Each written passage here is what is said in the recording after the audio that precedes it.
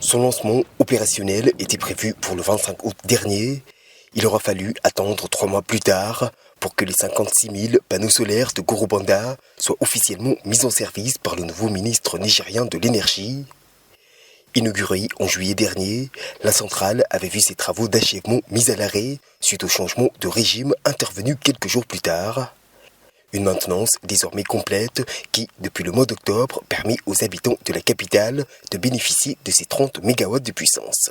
Il y avait du matériel qui n'était pas arrivé, les branchements n'étaient pas faits, les tests non plus. Donc, tout ça, ça a été fait grâce au concours des agents de la Nigélec, que je félicite encore, des équipes techniques qui étaient déjà là et qui sont restées. Ça a commencé en octobre, vers le 15 octobre, on a commencé par le PTR1, ensuite, au fur et à mesure qu'on achevait le travail, on injectait. Ce qui a permis de constater le changement qualitatif qu'il y a eu ces derniers mois. Une bouffée d'oxygène qui intervient dans un contexte marqué par une fourniture en électricité réduite du fait des sanctions régionales contre le Niger. La centrale devrait ainsi permettre d'approvisionner une moyenne de 500 000 personnes dans 3 régions du pays. Un premier pas pour le Niger dans la reconquête de son indépendance énergétique. Ça, c'est la première étape de la solution d'urgence qu'on avait envisagée.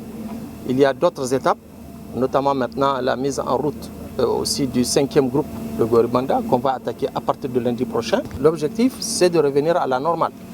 Eh bien, on va le faire pas à pas et progressivement, peut-être plus vite même qu'on l'imagine.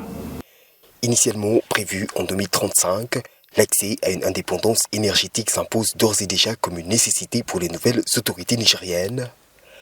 Le pays fait face à des coupures intempestives dues à l'arrêt de son approvisionnement en électricité par le Nigeria voisin, conséquence des sanctions de la CEDEAO prononcées en août dernier.